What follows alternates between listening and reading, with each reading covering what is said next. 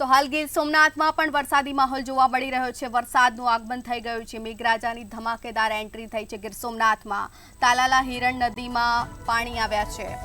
વોકડામાં પૂર જેવા દ્રશ્યો સર્જાયા છે। ગીર સોમનાથથી આ સમાચાર મળી રહ્યા છે। તાલાલા હિરણ નદીમાં નવા નીર આવ્યા છે।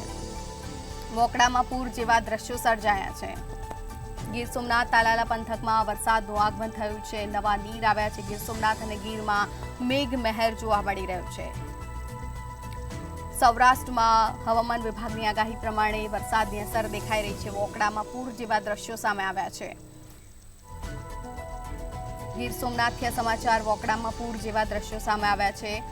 દ્રશ્યોમાં જોઈ શકાય છે વાતાવરણમાં અચાનક પલટો આવ્યો છે। મેઘરાજાની ધમાકેદાર બેટિંગ શરૂ થઈ ગઈ છે। ચોમાસું વિધિવત રીતે રાજ્યમાં બેસી ગયું હોય તેવા દ્રશ્યો સામે આવ્યા છે। પૂર જેવી સ્થિતિ સર્જાઈ છે। હિરણ નદીમાં પાણી આવ્યા છે। તાલાલાના હિરણ નદીમાં પાણી આવ્યા અને વોકડામાં પૂર જેવા દ્રશ્યો સર્જાયા છે। જળબંબાકારની સ્થિતિ જોવા મળી રહી છે। તો લોકોને નદી કિનારે ન જવા માટે પણ તંત્રની અપીલ હોય છે। પ્રશાસન દ્વારા પણ અપીલ કરવામાં આવે છે। માછીમારોને દરિયો ન ખેડવા સૂચના આપવામાં આવી છે।